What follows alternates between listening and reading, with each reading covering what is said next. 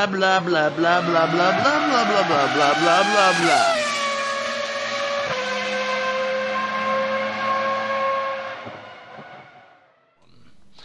Hello everybody and welcome to I'll Tell You What TV, an F1 podcast where we're going to discuss the Chinese Grand Prix and we're also going to discuss James's bleeding arse. Chinese Grand Prix, oh God. Now James may sound a little different to usual, and that's because unfortunately he hasn't got any internet at the moment because he's moved house. So we're having to do an actual Skype phone call rather than a free Skype call. So James's time with us unfortunately is limited. It's also limited because he really isn't very well.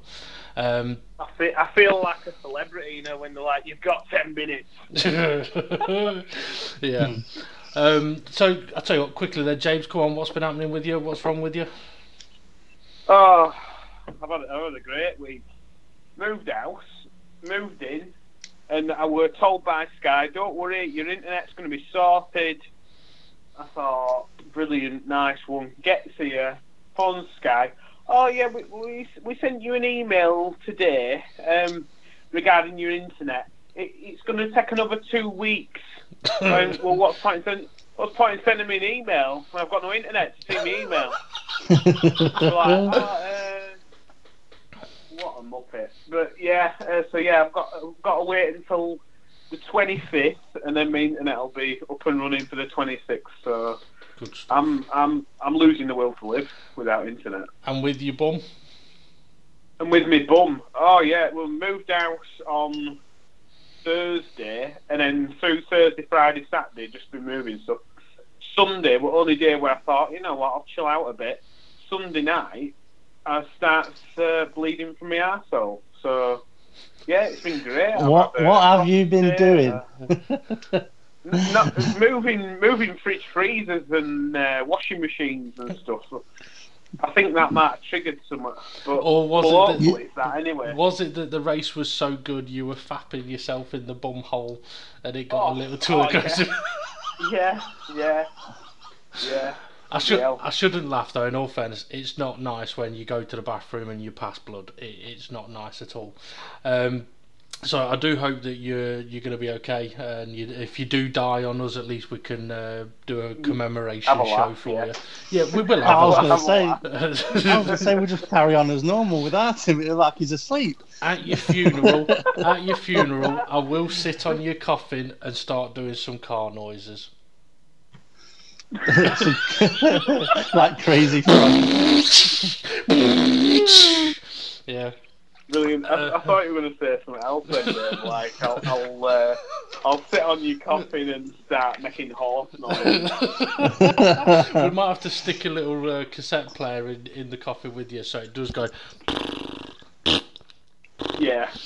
Anyway, we are limited for time, so we are going to try and crack on and rush through what we can while we've got James with us. So we're going to start off straight away with the predictions we made for the race.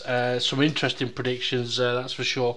And to be fair, a fantastic race we got to see on Sunday, especially after the safety car had come out. Okay, so looking at the predictions, polls, Steve, you said it'll be Hamilton. Shit out of luck on that one. James, he'd have been celebrating Saturday because he said Vettel. It was Vettel, so James earns himself a point there.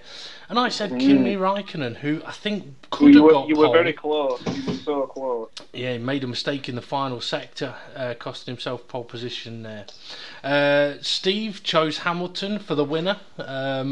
Miles away from winning. Yeah, oops. I did like the team radio though at the safety car when he says, why is everybody else behind me on fresh tyres? Why did we not pit? And because the race engineer said, because then they'd be in front of you. But there we go. That might, to be fair, looking at it, it might have been a better thing for them to have pit and for them to be in, lose the track position, but they did. Definitely. I mean, in hindsight. Because technically, if he'd have pitted, he'd have come out behind Max Verstappen. Yeah. Still, but Danny Ricciardo were behind Max Verstappen and won the race, so it was definitely worth a punt on the tyres, seeing as you already have on that strategy. Although saying anyway. that, he may have been further back because Hamilton was, well, the Mercs were already sort of into the final corner. The safety car had come out. So I think they'd have potentially lost a lot more time. I'm not sure. I've not really checked into it, but you guys are. Yeah, when the safety car were called, Hamilton, it were Verstappen, Hamilton and Ricciardo were coming round the hairpin at the end of the long straight. So I think it was Vettel, Bottas and Raikkonen just passed the final corner when the safety car were called. And then it was Verstappen jumped in, Hamilton carried on, and then Ricciardo the double stacks with Red Bulls. I've got to say that double stacking they did, especially even on the first pit stop, was shit hot. Twice. It just makes you wonder how Ferrari and Haas have been able to cock up their pit stops. Yeah. Well, I think they also took advantage of the fact that a lot of teams were taking it easy with their pit stops, and Red Bull were like, fuck that, we're going all in here. Balls out. Yeah. So anyway, Steve was shit out of luck with Hamilton as the winner. James chose Vettel. It was close. It was worse. Worse than Hamilton.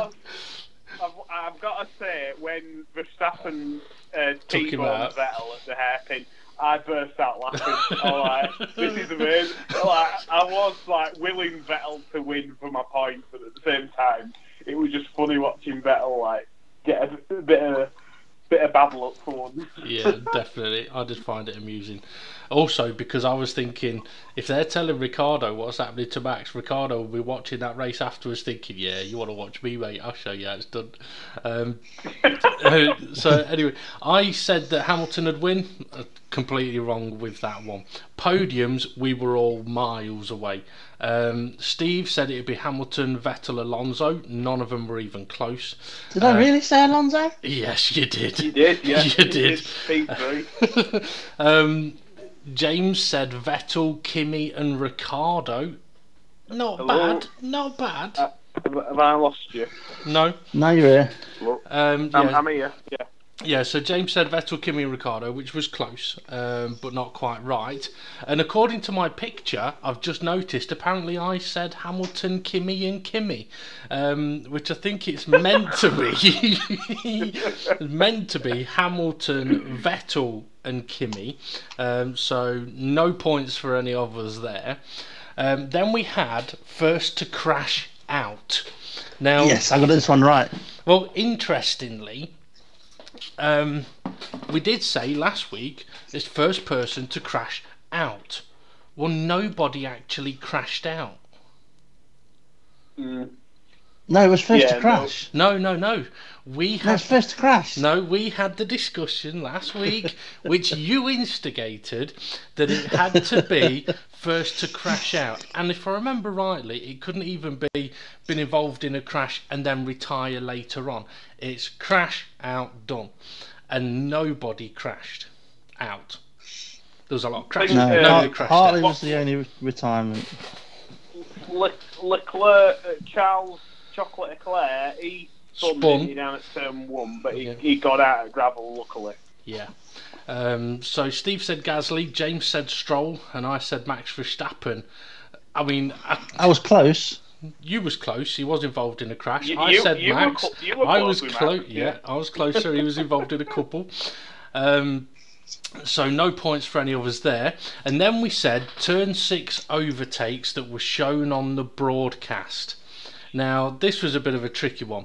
Steve said there'd be 2. James said there'd be 17, and I said there'd be 8. Now I counted 7. Steve counted 7. James probably hasn't counted. I forgot all about that.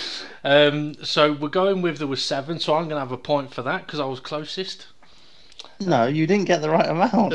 Oh, come on. I'm 1 away. I'm 1 away. I'll let you off. Yeah, thank you very much. Now, one thing I did notice when I was putting the picture together for this last one was last week we did High Haas, this week we did High Toro Rosso. So which driver and what position they'd get.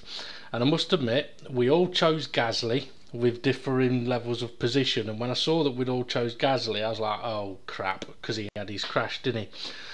So Steve said that he'd finish 7th. I said that he'd finish... No, James said he'd finish 4th, and I said he'd finish 11th, and he actually finished 18th. Yeah. So, in the predictions, You can't give yourself a point for that. Oh, I can. You're not like one out. Right. Okay, James, you're the deciding factor on this one, right? How many were you away? I think we should say you've got a give and take of 3. I was 1 away. No, he was not. He said 11 and he finished 18th. Oh no, I'm not on about for the positions. I'm on about for turn 6 overtake. Or are you saying I'm not having a point for the Toro Rosso, the High Toro? High Toro is what I'm on about. No, I've not even contemplated giving myself the point for that one. You're all right. Okay. 7 places would be a bit of a stretch to try and get past you two. Okay, so for the points then, it means that James has earned 1 point, I've earned 1 point, so me and James are tied for the lead. 2 points each, and Steve's on 1. Lucky Steve. Yeah, out of a possible 18 points each. So yeah. Yeah. Anyway, right. Well, that's the predictions done. As I said, we're going to thrash through this pretty quick. I've got to say, it's a bit typical though. The best race we've had so far this season. I know me and Steve have made a fuck ton of notes, and it was a really good race. Your thoughts, guys? Hello, have I lost you again? Oh, no, you're there still. We can hear you fine. Can't hear you. We can hear you. We can hear you. That's very Hello. good. We can hear you. We can hear you, James. Hello. I think you may have gone now. Well, what I was going to say though, I will try and call him back in a minute.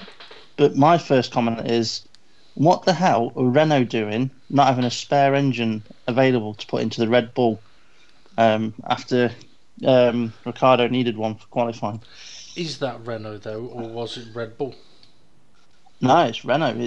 It's Renault supplied, and it's supposed to come with the bits and bobs on it, but it didn't. Oh. I know that it wasn't ready to go into the car, but I just thought it was that Red Bull had basically not put it together.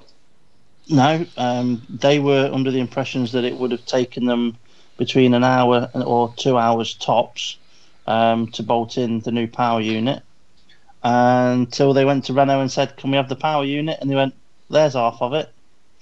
And they had to take off all the bits from the boost engine that they could to basically Frankenstein the engine to get it to what it was. Yeah. And that's why it took them as late as it did, in 2 hours.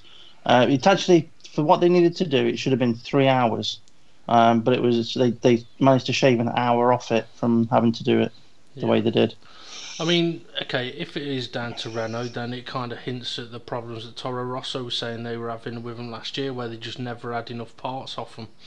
And if they're in that situation already, then it's kind of taking the piss.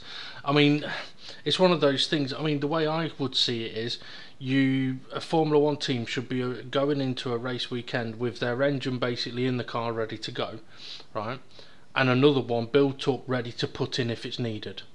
That should be the situation in every team, not a right, okay, this is the engine we're using this weekend, we don't need to worry about the other one because we've got to save that anyway. But yeah, so we'll have to wait and see what happens. Are you going to try and call James back? I'm in the process of doing so. Okay.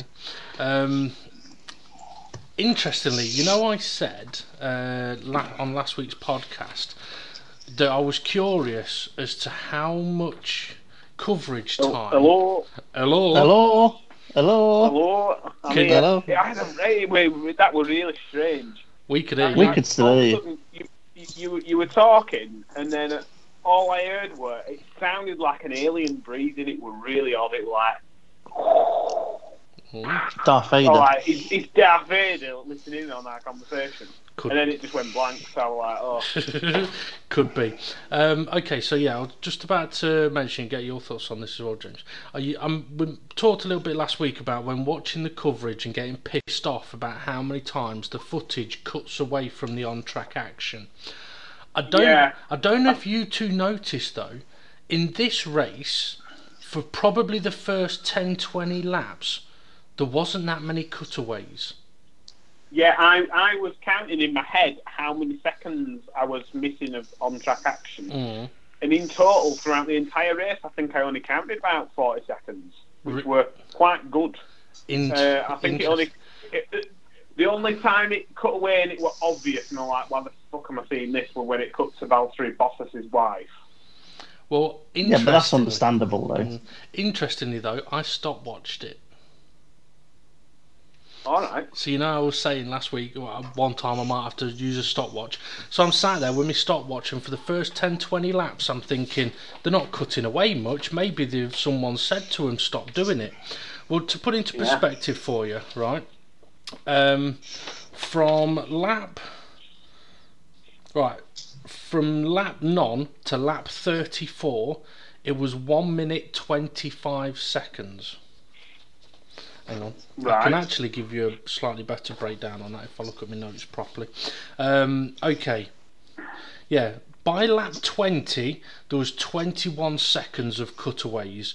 By lap 26, there was 45 seconds of cutaways. So that's not including like a replay of an overtake or a replay. Not including replays. Okay. That's just unnecessary cutaway. Yeah, right. So between lap 20 and 26, it jumped up nearly double. And then let's see, the safety car came out, so by lap 34 it was 1 minute 25, and by the end of the race it was 2 minutes 23 seconds. Now that amount, when you consider the length of the race, I've not actually looked at how long it was, it's effectively a lap and a half's worth of footage you're missing out on from a 50 odd lap race. Not too bad, but still more than there needs to be. But there was definitely less than in the previous two races.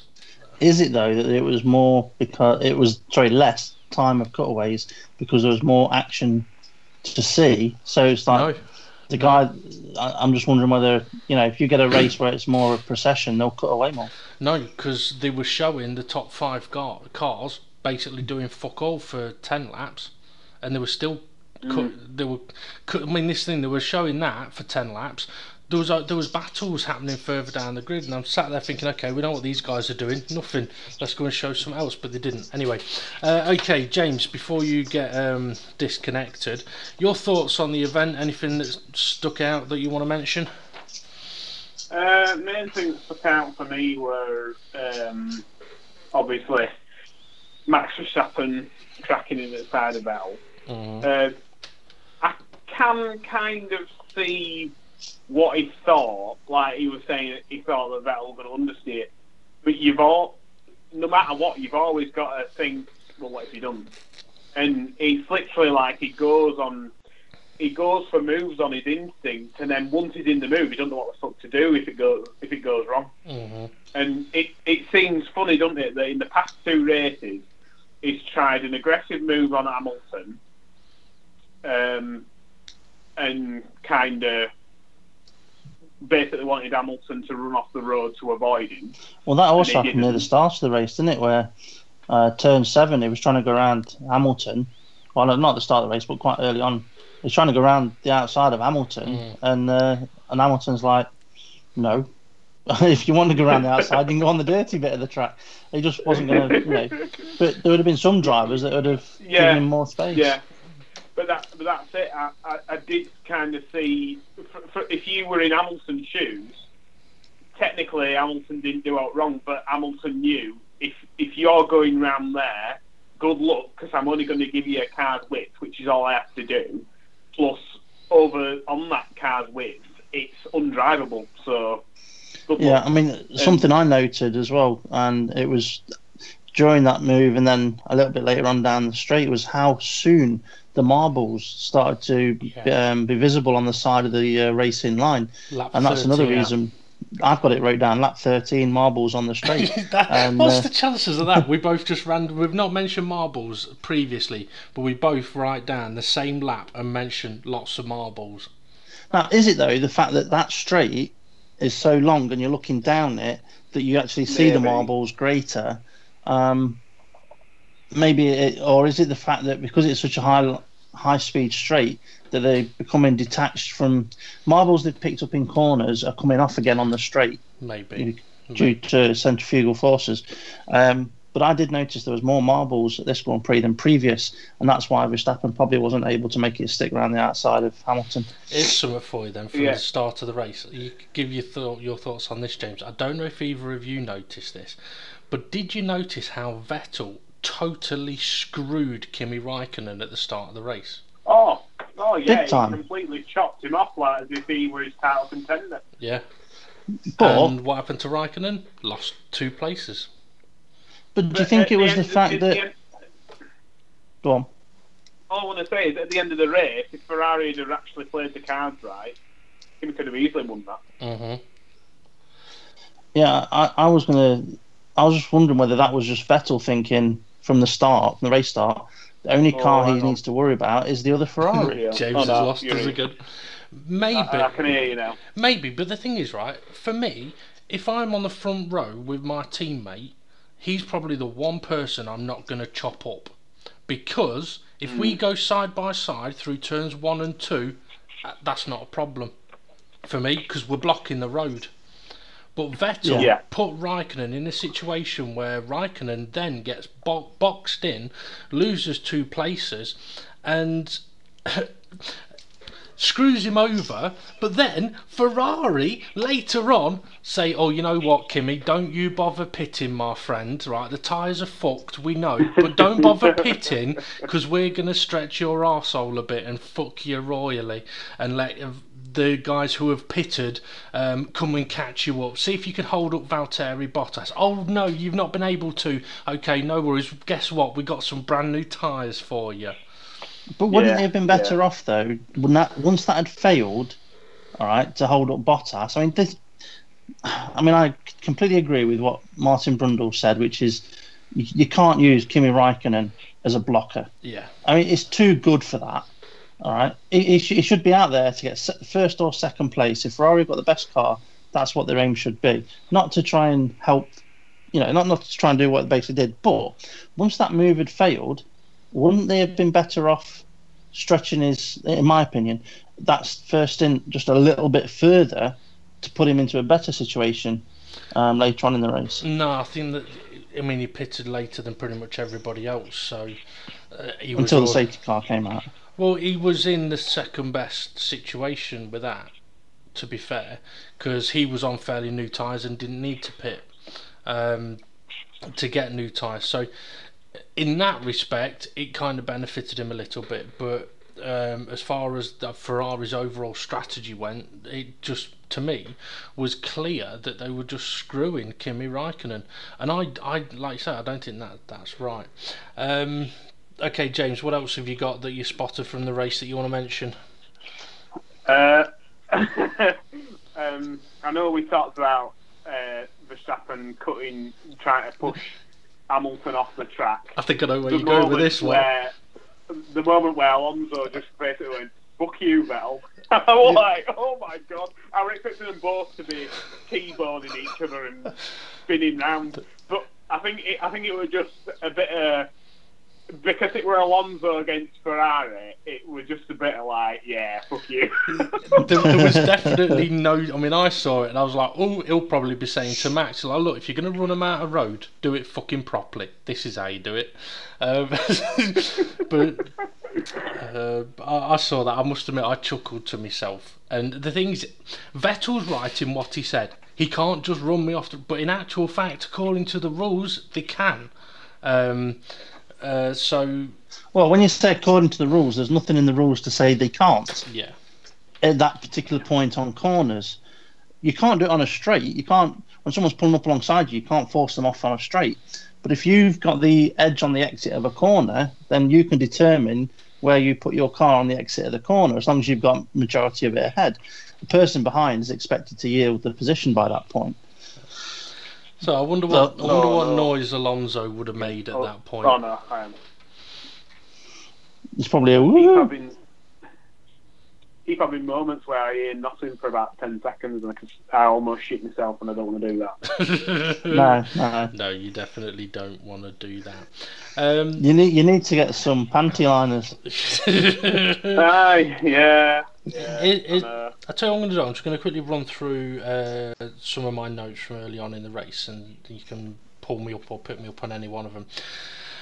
Stroll gained 6 places, lap 1. Steve mentioned to me before we came on air, Alonso gained 5 places. We didn't get to see either of their overtakes on the broadcast, so 11 overtakes not seen, but great starts for the both of them.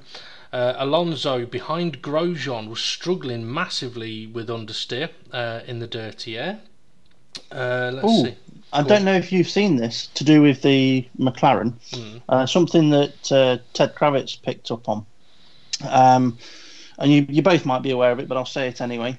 Now, you know what an S duct is? Yes. Yeah? Where basically underneath the front wing, the air gets sucked into a hole and goes up in an S shape through like the nose of the car, where the driver's feet are, and come out through a vent on top of the nose. Yep. Somewhere behind the front wheels by that point, and that creates more front end downforce with minimal drag effect.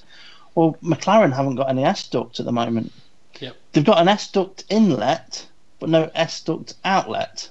So they're sucking in air that can't go anywhere, which is creating drag underneath the car, and which is also going to be stalling the airflow for the underneath the car as well. So it's giving them a major double whammy for cornering speed, understeer, and also from top line speed. Do you know why? Nope. Do I care? Nope. Are they going to get it fixed? Yeah. James, do you know why? I don't have a clue. Okay, the answer is they have got a new nose and wing that has got the vent on it, but they couldn't get it through the FIA testing in time to put on for the event, so they had to run with it blocked, unfortunately. Yeah. Okay, lap 16, I wrote down good midfield battles, Renault versus Toro Rosso, Alonso versus Grosjean, but we didn't really get to see a lot of it, but I do think Renault had a very good event, and Toro Rosso weren't doing too bad to begin with.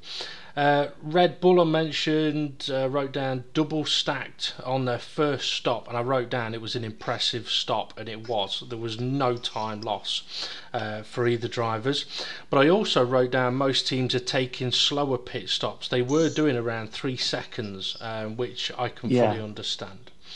And the Haas were actually doing 3.5 seconds, but their mandate beforehand for the pit stops was they would rather take an extra second than have both cars still running in the Grand Prix, which you can understand. Yeah.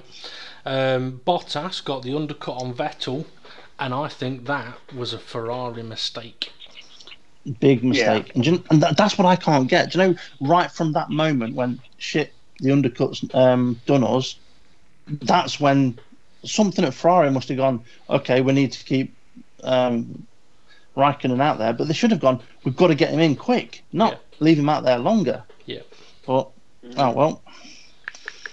It's like something like if Ferrari are like a one-car team, but that's all right if you've got a pace advantage, but if you haven't, what's the point? Mm-hmm. But if you've got a pace advantage, I mean, for Ferrari, they should be trying to go 1-2, not putting all their eggs in one basket. Yeah, because along comes Max Verstappen and shakes the basket and breaks all the eggs. Yeah.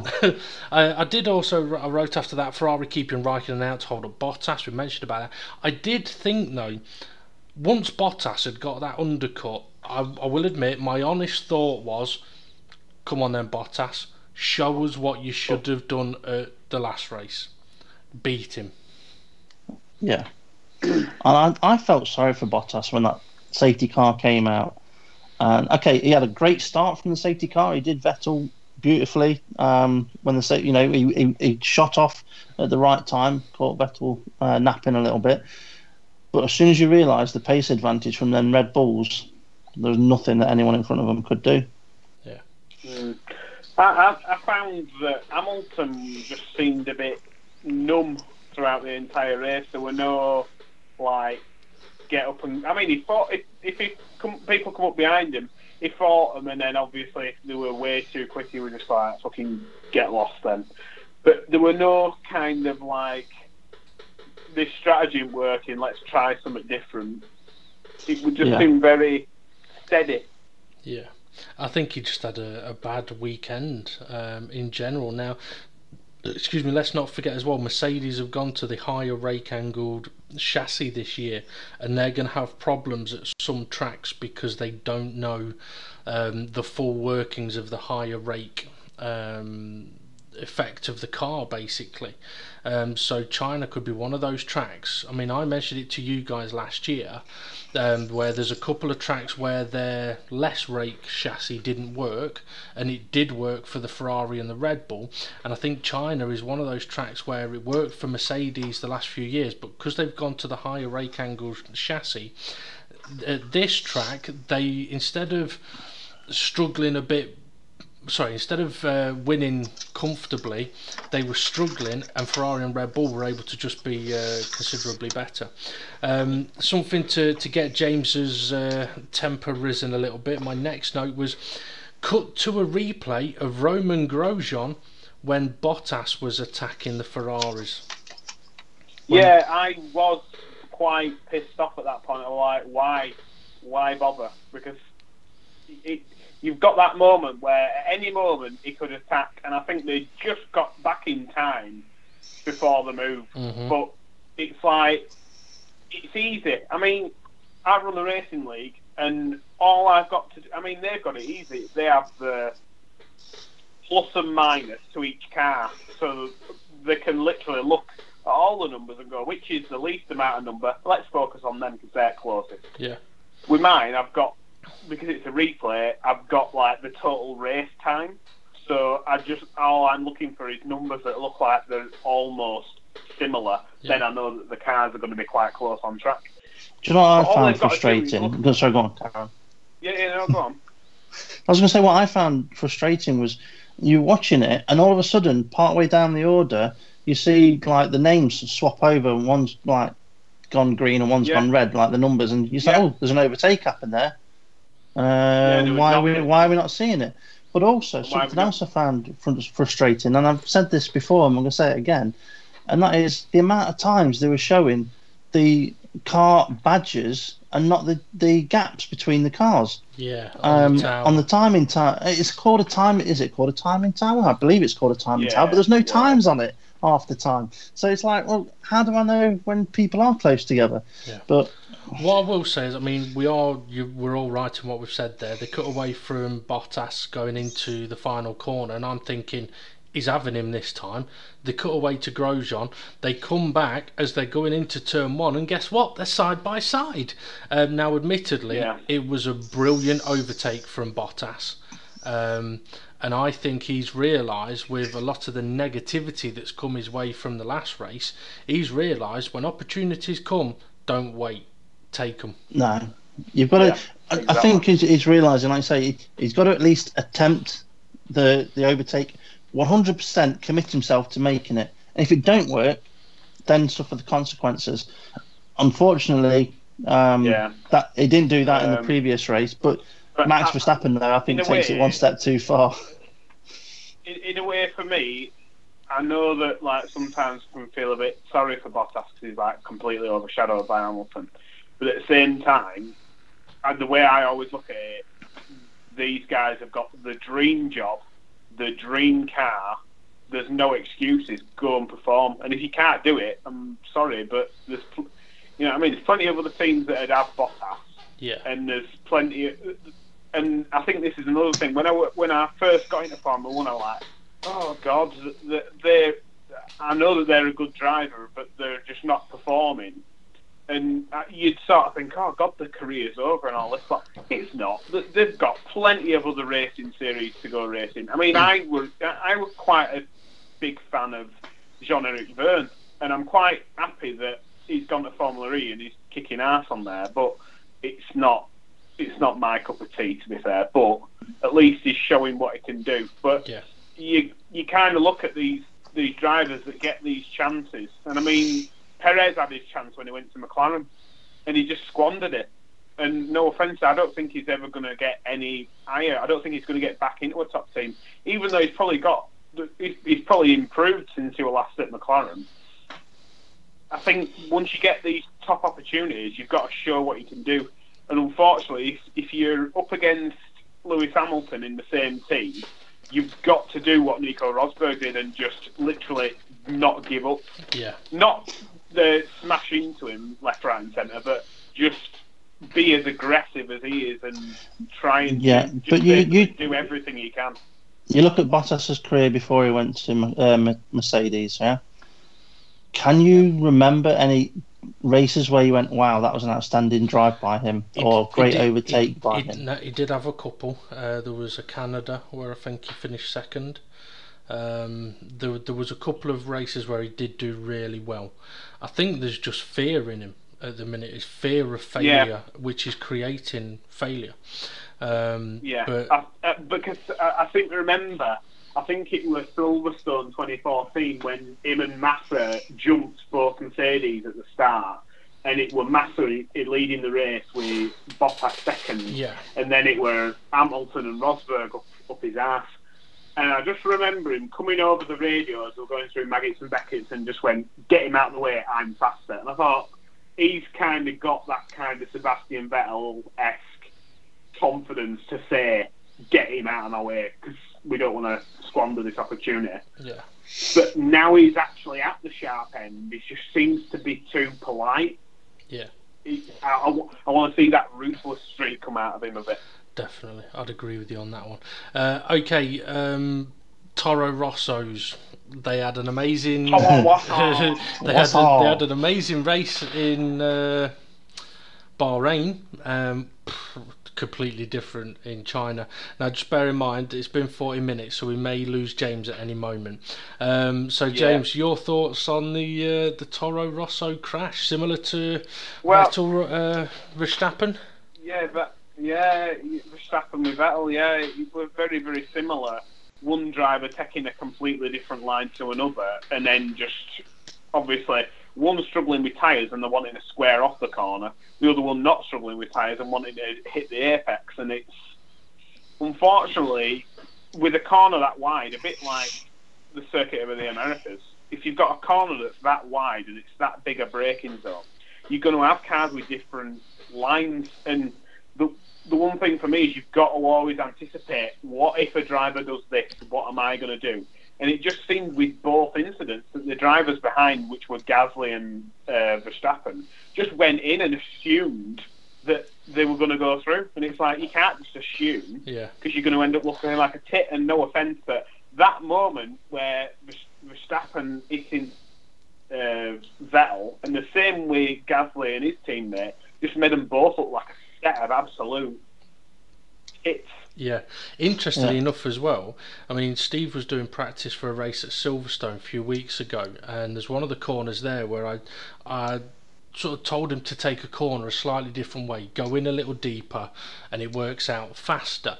I did say to him though, I says, be careful in a race situation though, because if you've got anybody behind you, they will presume that you've ran wide, and they'll try and overtake you up the inside. Which one are we on? Are we on about Luffield? Yes, Luffield. So taking a deeper, going in a bit deeper to come the quali line. Yeah.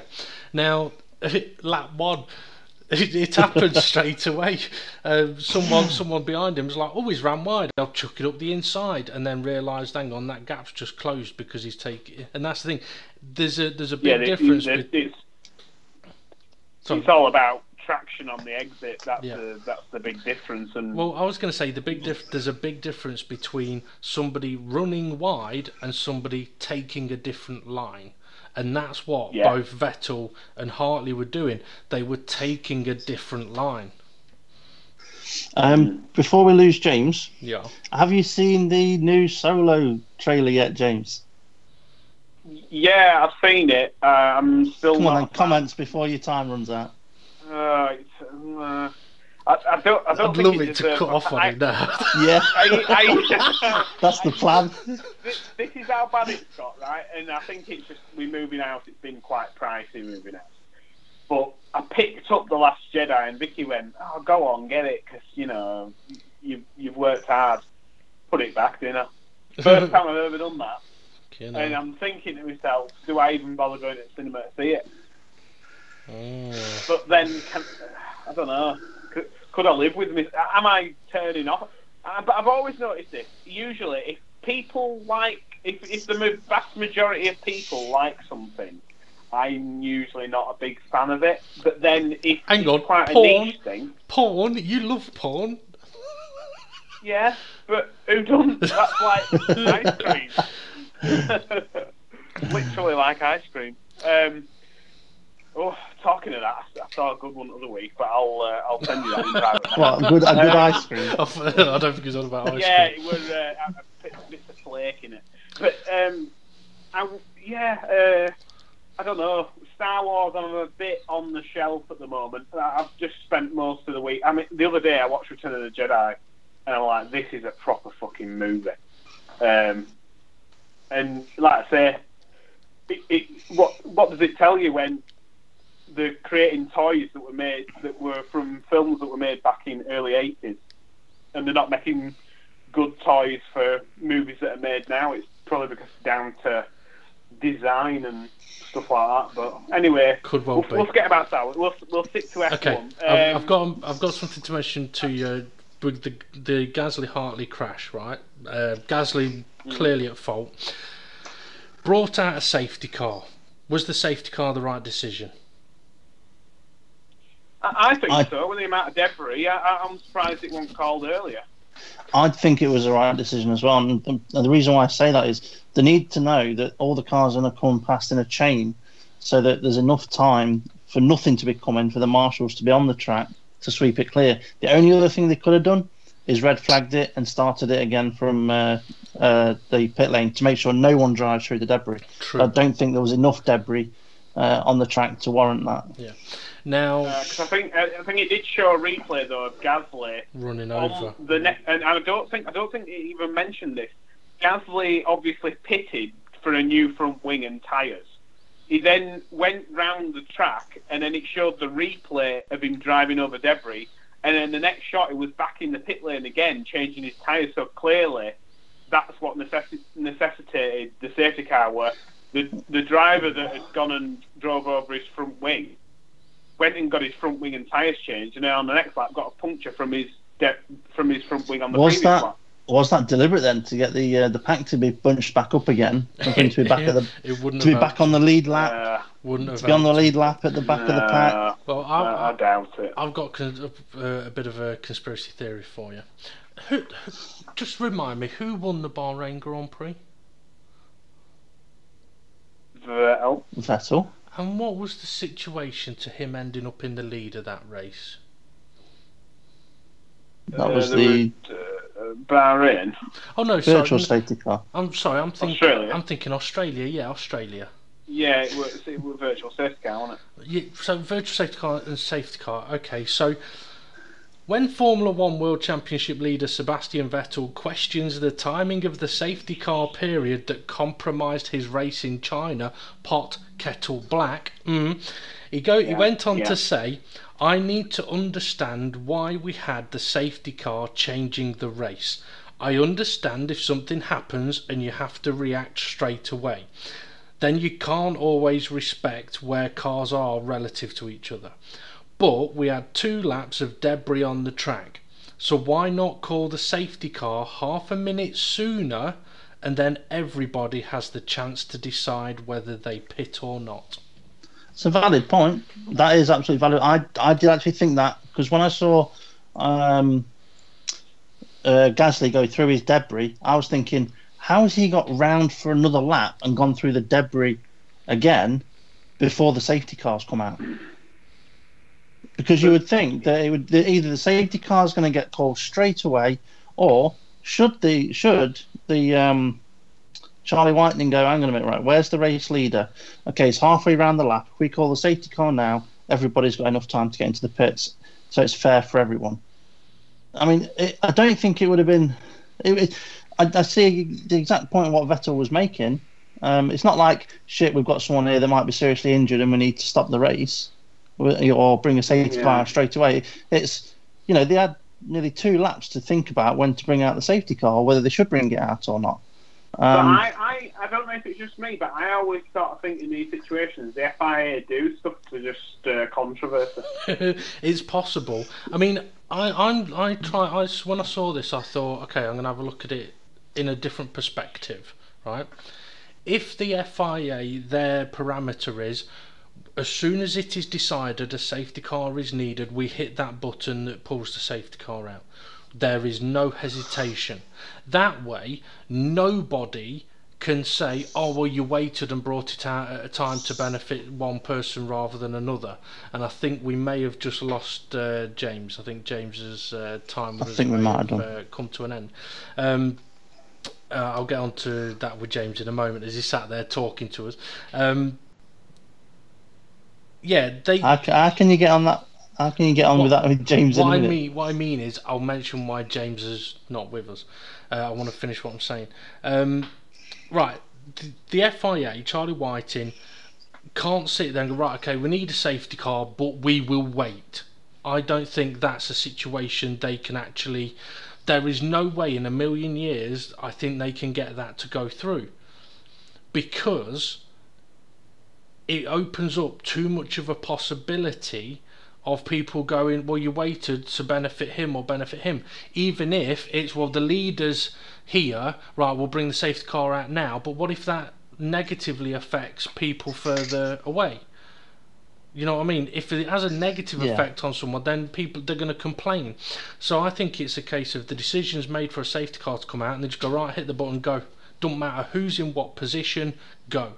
I agree with you, but why was there a wait for 2 laps? Well, maybe they had. That's the point I'm trying to get to is, if it took that long to decide we need a safety car, then it's that process of decision making that needs working on, not when they bring out the safety car.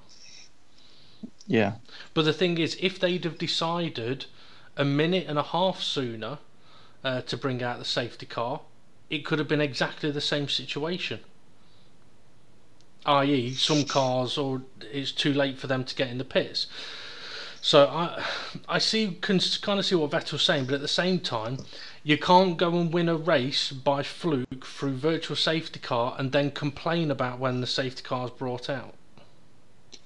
He did, so he can complain. Well, yeah, you're true, he can, but you fucking shouldn't. Maybe then, if they were trying to decide whether a safety car was necessary or not, wouldn't it have been more relevant then just to hit the virtual safety car immediately?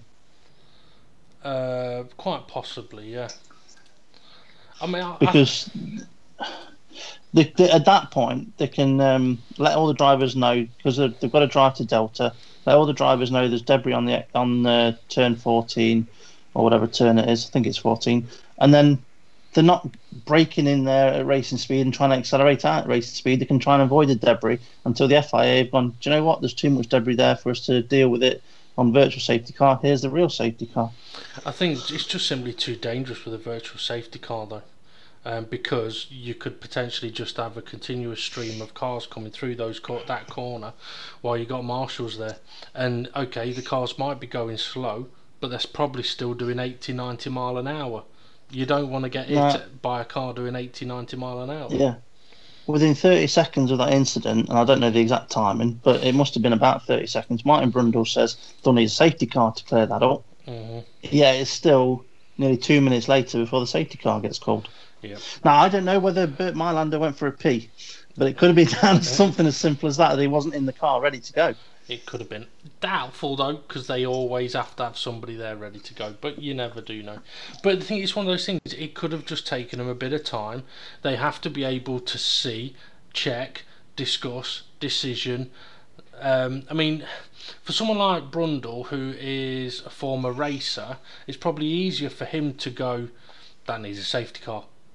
But annoyingly, there's processes that have to be, it's a little bit like when a ref wants to send somebody off in football. There's boxes that have to be ticked before he can send them off, annoyingly. Yeah. And it'll be the same for the FIA. Okay, quickly mention why James is no longer with us as Steve tries to inhale his microphone. Unfortunately, James isn't feeling very well at the moment, but also he hasn't actually got any internet, so we've had to do a Skype phone call that charges rather than the normal free Skype call. So we were, and as we've got no sponsorship from anyone, we're on a budget. Yeah. I don't know who'd want to. Hey, maybe we could get sponsorship from toilet paper. I'm having a shit live on air. I'm using. I can't think of it. Adrex. Maybe we'll have to do. Do you like astronauts have to wear them men nappies? Oh, I am not intentionally shitting in my pants. That is never. Or having a piss in my. It's not going to happen. Accidentally. Not even for money. Not even if for money. If someone was to pay you to do it and record it. No chance. No chance at all. It's bad enough when it happens by accident. So yeah, unfortunately James isn't with us this evening. It does mean that today's podcast is potentially going to be the rest of it is going to be less funny than usual, and we are pretty much only going to discuss the Formula 1 and then we'll be calling it a show, and then hopefully we'll be back up and running to our full beans next week. Okay, so Steve, you said you'd got notes, quite a lot of notes about the race. Obviously we've kind of sporadically talked about stuff while James was with us to give him a chance to get some words in, although we didn't let him talk much. So is there anything sort of up to the Gasly incident or after the Gasly incident that you really want to sort of discuss? Well, something I mentioned, something I made a note of quite early on. I didn't write down what lap this was, and I can't remember the scenario why, but I remember there was a driver that was getting a lot of information about his tyre temperatures from the team. Like your tyre temperatures are at maximum. You need to be, take care of your tyres and this, that, and the other. I'm thinking, what would Formula One be like if they just ditched so many of these sensors that give the drivers so much more of a reading, so much of a reading, and give the drivers more of a challenge, and they should be able to feel through the seat of the pants, as it's known, what the car is doing, and if the tyres are not working, they should feel it. And they're either going to be too hot or too cold.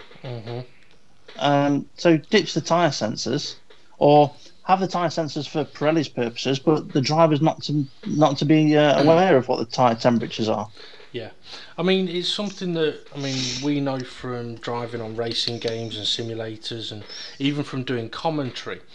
Or even when you're doing practice for your races, or when I'm doing practice for my races, when you're driving around, when you have a little kick of oversteer, and instantly your mind goes, those tyres are going to be a little warm, and I think I just lost 2 temps. You get through the timing sector, you lost 2 temps. You pick these things up as you're driving. In a real car, you're going to pick those things up as well. But I think you're right. Drivers could be dulled to those sensors, because the challenge to the drivers that's been implemented more and more over the years is not driving the car, but twiddling buttons while you're driving the car. So I'd agree that they shouldn't have temperature sensors for the tyres, for the driver. Yeah, there could be other aspects that could be looked into as well, like engine temperatures. Yes, the team can have it for safety purposes. So if the engine's about to go bang, then it's worth knowing about. But the drivers are told so much about, temperatures or turn your engine down or this, that, and the other. And I'm just thinking, I just want to see them drive. And if they are toasting their engine or toasting their tyres, they're going to go slower. Yeah. And that's only going to make it better for the people behind them to be able to overtake them. That would, to me, create better racing. Very true. Very true. Anything else on your notes? Let's have a quick look. No, in big letters, I've got about Danny Ricciardo, I mean, his overtakes, like, wow. Especially turn 6, braking late, and I thought he wasn't going to be able to stop the car and turn it around, and he managed to do that. It just made me think how much of a better driver he is than Max Verstappen. Yet everyone seems to be saying that Max Verstappen is a future world champion. Yeah. Well, if he's a future world champion, Danny Ricciardo is going to be a future double world champion, in my opinion. Because, okay, he's not got the age on his side that Max has got, but you put Danny Ricciardo in Bottas's seat, and he's a Grand Prix winner on a regular basis, in my opinion. Well, I mean, Ricciardo was asked after the last race, would you have gone for the attempted move on Vettel in Bottas' situation? And he's like, hell yeah, of course I would.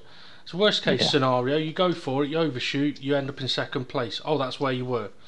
So you ain't lost out. So yeah, of course you're going to go for it. But what impresses me with Ricciardo, I mean, well, actually, before I say this, is there the possibility that people go, oh, it's Ricciardo, is going to go for it, I'll give him a bit of space, and those same people go, oh, it's Verstappen, fuck him, and they end up coming together. I think with Ricciardo, it's kind of like, nah, he's too far back, he's not going to go for the overtake. Oh, fuck along, hey, he's alongside me. It's too late, you can't deal with it, because he just dives in there. I'm not saying it's a dive bomb, but he just puts the car in the right position at the right time. Whereas Verstappen is like, okay, I've caught the car up in front, I'm going to put it alongside him into the next corner. Oh shit, there aren't enough room. The thing that impresses me with Ricciardo, and I know I've said this on a previous podcast, just quickly mention hello to Robo Gears, who's joined us and said hello. The thing that impresses me with Ricciardo is, right, as looking at the overtakes from China that Ricciardo's done and that Verstappen tried, none of Ricciardo's ended up in contact, but Ricciardo never even locked a wheel. And that is one of the big traits of his when making moves.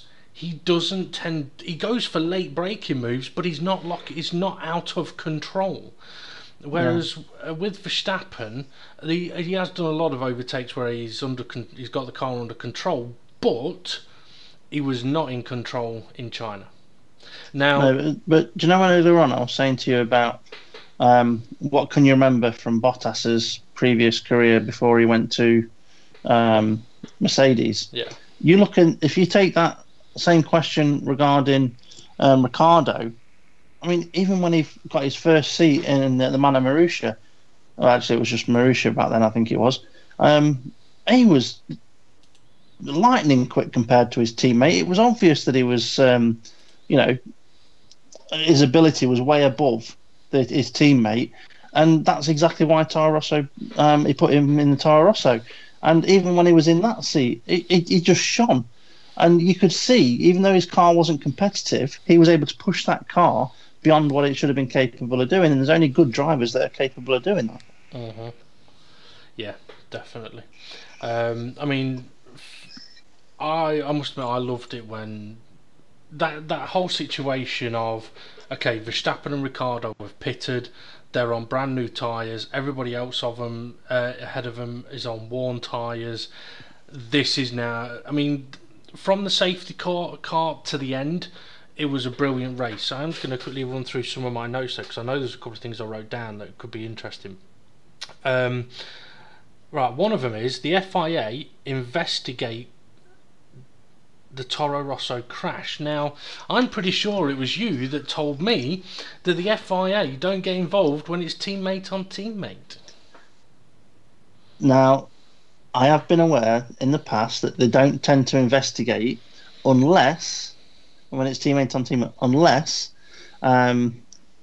it's had an effect to the race. Oh, right. And because a safety car was brought out, it had an effect to the race. So you that might have been the reason why, because of the safety car, but also something else that if you remember back, Charlie Whiting has said is, he said, look, we don't look into everything unless a driver complains and wants something to be looked into. Like when Vettel said, I don't think I need to say anything about that, about Max Verstappen. But the reason why he said, I don't think I need to say much about it, is because that's his way of saying, Charlie, I think you just need to look at this, and it's obvious what happened. But with Gasly and Hartley, do you think Hartley would have been on the radio saying, "What the f do you think was he doing there?" I have quite possibly. I have heard some radio snippets. Now, I wouldn't be surprised if the Ferrari engineer asked Vettel. I've not heard this bit. Asked Vettel, okay, Sebastian, could you tell us what happened there? And he's probably said, I don't think there's anything I need to say about that one. So sort of like the engineer was probably trying to instigate that, right, this needs reporting. With Hartley did radio his engineer saying Gasly hit me on the rear end. So there was a radio conversation from Hartley to his engineer to say that he's basically his teammate has hit me. Gasly was on the radio saying, "What the fuck is he doing? He was letting me through, and then he turned in on me." But I think there, because the drivers have argued and moaned about the situation, then they've probably looked at it. But looking back to a situation where I think that the FIA should have looked into something between teammates, but never did, and that is a situation with Rosberg and Hamilton in two separate situations. Spa, a couple of years ago, where it was Nicholas cut across me, damaged my wing. Yeah. And that was the end of the Camel Straight. And the other one was where Hamilton had a run on him at Barcelona on the first lap, and Rosberg kind of shut the door on the straight and ended up having to brake a bit on the grass. And before you know it, they're both having separate incidents. But the FIA didn't look into either of them. Yeah. Now, was it? I mean, the first one I mentioned, you've got Hamilton coming on the radio saying Nicholas cut across in front of me, but the FIA didn't even think about looking into that one. Yeah. Now here's something else for you. Should the FIA looked into Verstappen overtaking in the pit lane, right, under safety car? No, because the pit lane is not part of the safety car part. It's not. This is like they said with the virtual safety car, and the virtual safety car is not included in the pit lane. Same with the safety car, unless the safety car is having to run through the pit lane to avoid debris on the pit straight. Overtaking into the pit lane is allowed if there's a car that is unduly slow due to mechanical fault or damage, and you could say Gasly's was because he had puncture. Yeah, very, very true. I thought I'd mention it, see what get your view on that one.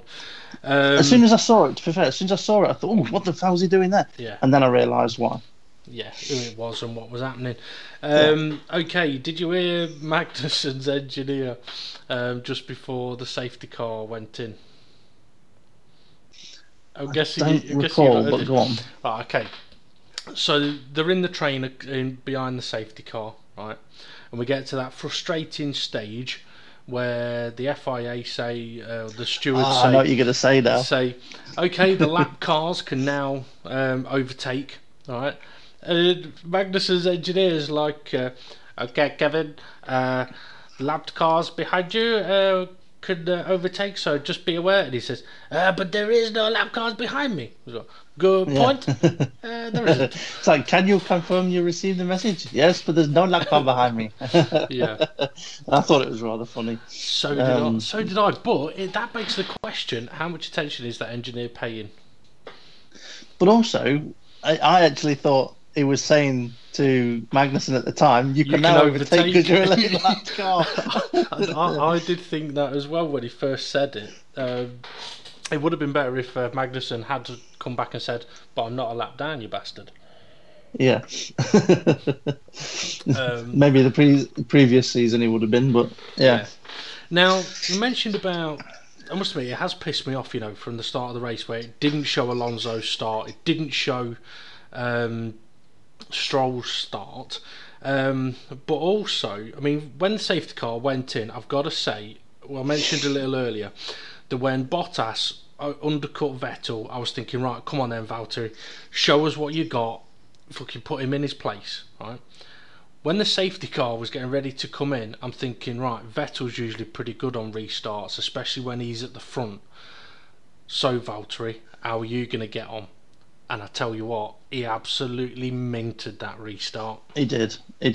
And it surprised Martin Brundle as well, because And you could tell that Martin Brundle was a bit weary about where the safety car was and whether he was going to catch it up, because of when he bolted earlier on the straight than when most people would do. But Bottas had slowed everyone down so much that the safety car had managed to get well out of the way. I mean, when they came round turn 14, the safety car was not in sight. It was already going down the pit straight, down the pit lane. So it was already well out of the way. But yeah, Bottas just went so much before Vettel was expecting it. And yeah, I think, to be fair, that's one of the things that caught Vettel out and allowed the cars behind to catch him up and put him under pressure and eventually caused one of the issues. Yeah, I mean, there was multiple overtakes on the restart, and frustratingly didn't get to see many replays of them. Now, I don't mind that when there's action on the track, and boy was there action. Now, one of the notes I made, because obviously there was Verstappen and Ricciardo making moves, and we might talk about that a little bit more, but I wrote down a note which was, would it be better, this is before Verstappen's took out Vettel basically, would it be better for Mercedes if Red Bull win? So if Lewis Hamilton had gone, you know what, I'm not going to hold these two up, right, I'm going to let them go. Because if these two can get ahead of Vettel, okay, I'm going to drop some points, but he's going to drop more. Because if you like the point gap between first and second and third, and the margin gets smaller the lower the. So the further up the Red Bulls get, potentially the better for the Mercs it could have been. Now, I haven't had the time to work out what points each team would have scored before Vettel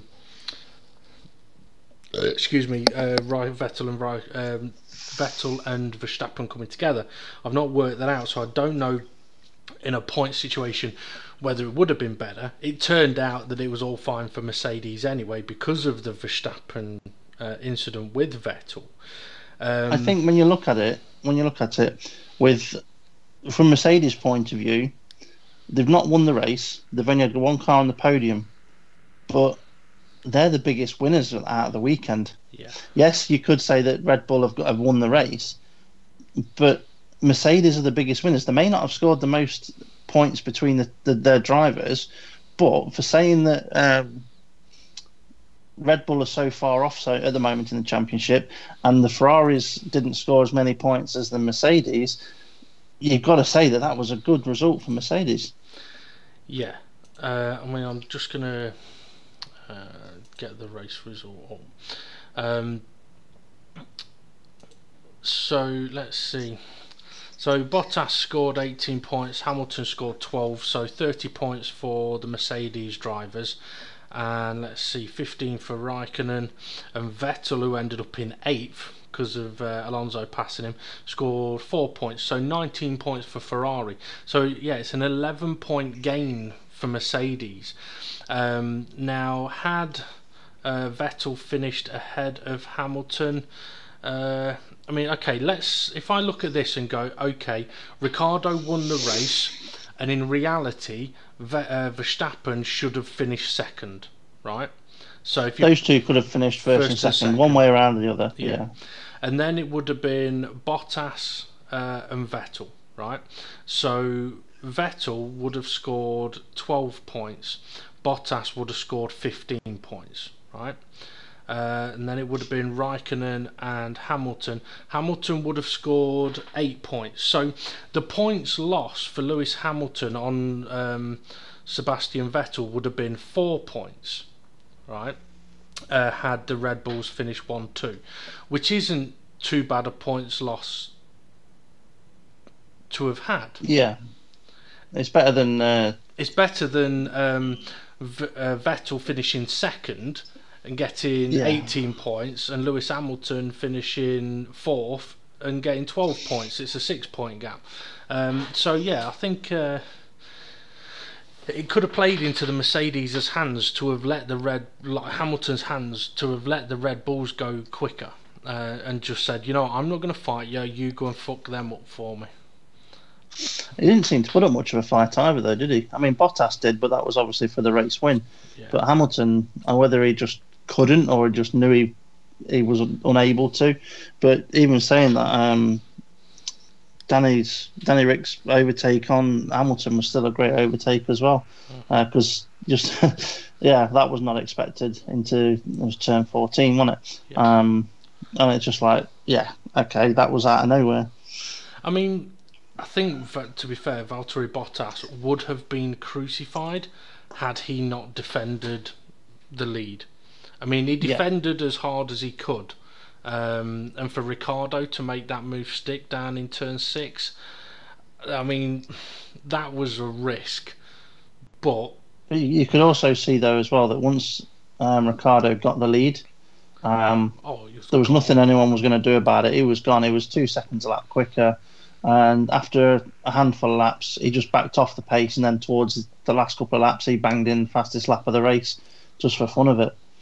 Yeah. I mean, it was it was an impressive drive by Ricciardo, and okay, it could be said that without the safety car, they'd have had no chance of winning the race, and it's true, they wouldn't have had. But as much as I hate how, we discussed at length after Australia how frustrating it was that the VSC and the safety car affected the result of that race, right?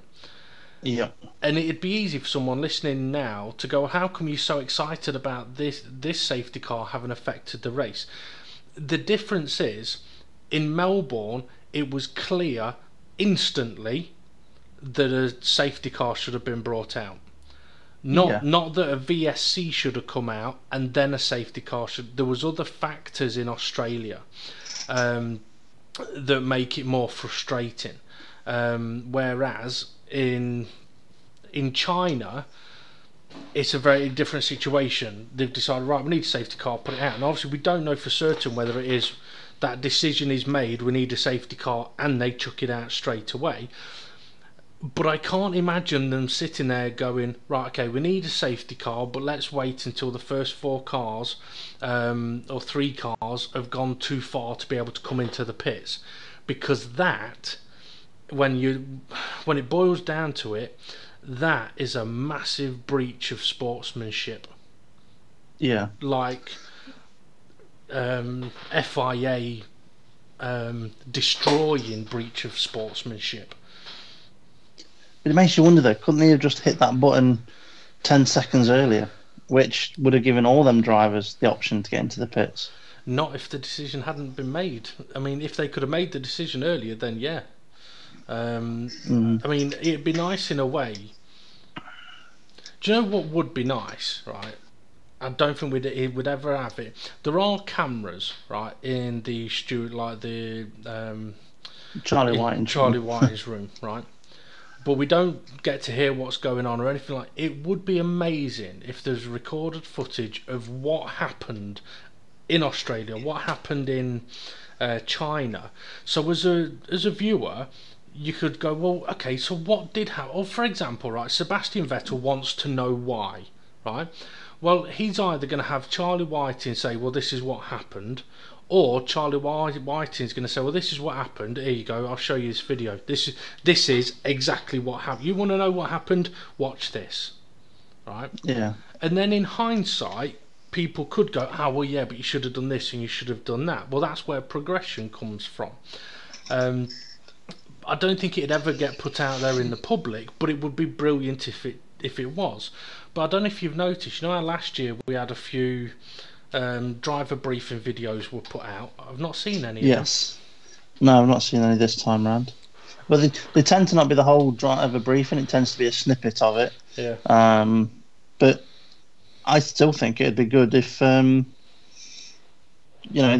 did show some of the driver briefings. Yeah, that is true.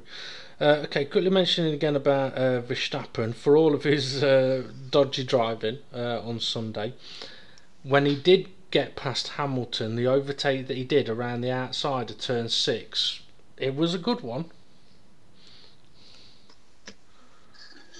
I'm trying to remember that one.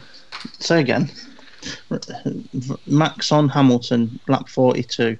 Yeah, that was the. I've got that. I can't remember it.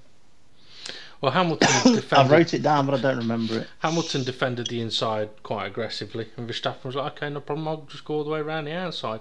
So, obviously, you mentioned about them having previous earlier on. I mean, that was close to a massive crash, to be honest, earlier on. But I think by the time Verstappen came back to attack Hamilton, I think he realised he can't really afford to take any damage. No, but also I think at that point as well, Lewis, if he'd have been made aware that Max has got a penalty on his way, there's no point in preventing him from coming by. All you got to do is stay within the 10 seconds of him. Yeah, very true. Also, did you... Something they didn't show, or I don't remember them showing, was when Vettel and Verstappen had their coming together, right? Hamilton was ahead of Raikkonen, but then Raikkonen was ahead of Hamilton, and they never showed a replay of it. Now, basically, Hamilton they both had to take kind of evasive action of the collision, but it resulted in Raikkonen getting ahead, but they never showed a replay of it. Yeah, Raikkonen was able to take the tight apex, whereas Hamilton was so close to him, he ended up having to go off the circuit around the outside. So that allowed Raikkonen to get the run on Hamilton out of turn 14. Yep.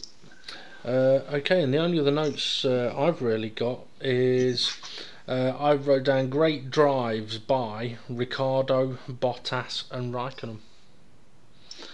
Yeah, and I'd have to say Alonso should have been on the podium. According to you, yeah.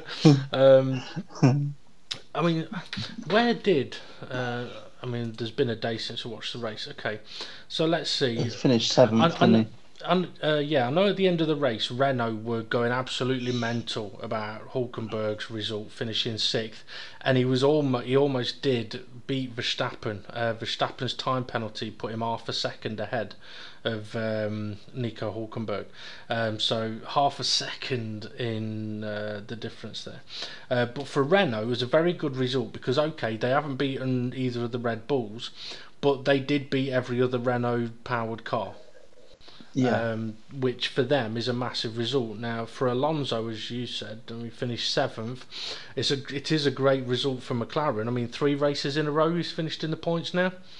Yeah, and not only that, if the next Grand Prix, if the next Grand Prix is Baku, which has got a really long straight or very fast corners into the long straight, and a lot of it is straight, to be honest with you. It's not really a downforce orientated circuit. If they get their S-duct sorted for that, then what extra performance will that bring to the table by them? They should then be back ahead of the Renaults and should be challenging a little bit further up the field. Who knows where and what could happen. Yep. I mean, Carlos Sainz finished 9th and he was only half a second behind Vettel, who... I mean, I don't know if you've seen, there's been a picture shared of the little bit of damage on the floor of Vettel's car. Right? Now, okay, Vettel's tyres were damaged a bit as well because of lighting them up. But the amount of pace he lost after that incident, if a lot of that was from this small amount of damage to the floor, it just goes to show how much they need to adjust how these cars are built. Yeah, I think though that he probably lost more pace due to lighting his tyres up because he didn't just light them up a little bit. He proper lit them up, and that the heat cycle that would have gone through them. Okay, it would have taken extra rubber off as well, but the heat cycle going through them, they would have just been driving on jelly after that. Yeah, I mean, something I've always said to people in the gaming world is, if you end up off the track, look after your tyres.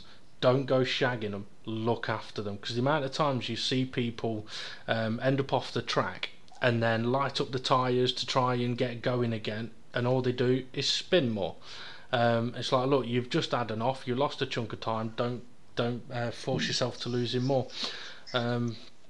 But yeah, anyway, for Renault and McLaren, for Alonso anyway, good result. Van Dorn not had a good weekend really, finishing in 13th, but I think most depressingly is Williams.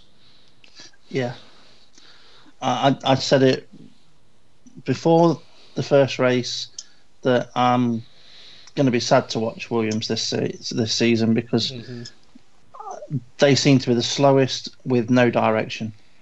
And even if they put Robert Kubica in that car, I can't see it gaining any positions on what it's doing at the minute. There's something fundamentally wrong with the package of that car, and I don't see how they're going to get it right this season. Yeah. Okay, right, I think that's pretty much... one other thing to mention. On the podium, Ricciardo said, I did quite well, I was pretty quick, even with a fat lip. I tried to find out... How did he get a fat lip? I have no fucking idea. I tried Googling Ricciardo fat lip. It don't come up with anything related to him getting a fat lip. So I have no idea what happened. It did make me wonder, though, whether he bit himself smiling. Because if he didn't have any crashes, he didn't have any impacts. Now, is it just the fact that he was chewing on his lip during the race and he's giving himself a fat lip? It's a weird one. Yeah, it really is, because I don't remember seeing him have it on the Saturday. Maybe it was from the rush of the qualifying session. I don't know. Maybe he whacked himself in his face with his crash helmet when he was putting it on. He may have done. I mean, to be honest, that may be possible, because he's a person, he likes to get in his car and then put his helmet on. Whereas on Saturday for qualifying, he did have to get his helmet on before he got in the car, because it was a rush job. But yeah, he's one that in qualifying he tends to get in the car and then put his helmet on. Yeah, because you see him talking into his balaclava that's got the microphone in it. Yeah, but there we go. Okay, I think that's just about all my notes. And mine. We covered most of mine quite early on. Okay, so I said that this was going to be a shorter podcast, and it is going to be. Without James here, we're not going to be able to do our usual Hando stuff. And oh no, we did. Oh, you just reminded me of something. What's that? Sorry, I'm going to have to say this even though James ain't here, but if James listens back to this when he does have the internet, he'll appreciate this just as much as I do. As I did, I should say. My missus said something to me the other day, and I just came out with an instant gag. And I don't mean like choking on something. She says, just remember, happy wife, happy life. And I said... Anything to do with duct tape? No, I said, grumpy wife, grumpy life. Oh, dear. So, yeah. Not wrong, though. Just to mention as well, we did have the opportunity of having a special guest on today, but I wanted to save that for when James is with us. So whether it'll be next Tuesday or not, I'm not sure, but we do have hopefully a special guest joining us at some point to get their views on Formula One, find out what's going on in their life at the moment, and of course find out when they last shit themselves. If they're not prepared for that question, they might be when they hear this. Yeah. Now, for anyone that's been listening to this podcast, if you've been listening and you enjoy it, then feel free to check out our other videos. Be warned, though, most of our other podcasts are a little bit more graphic than this one has been, and tends to involve a lot more random stuff. But without James here, the randomness just doesn't work. So hopefully his ring will get better. I could just imagine Vicky sitting there in the hospital thinking, I wonder if I should take a picture of this to send to Dave to show on the podcast. James on his hands and knees, arse in the air, doctor's finger up his bum. Oh dear. But there we go. Dear me. Yeah. So anyway, hopefully we will be back again next Tuesday from 8 o'clock to get ready for a preview of the next race, and perhaps catch up again with the Hando guys and see what else we have got in store. Hopefully James will have his internet and everything sorted by then as well.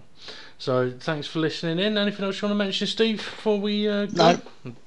No. All I want to say is next podcast will be a preview to the Baku Grand Prix, where we'll make some predictions for the Baku race.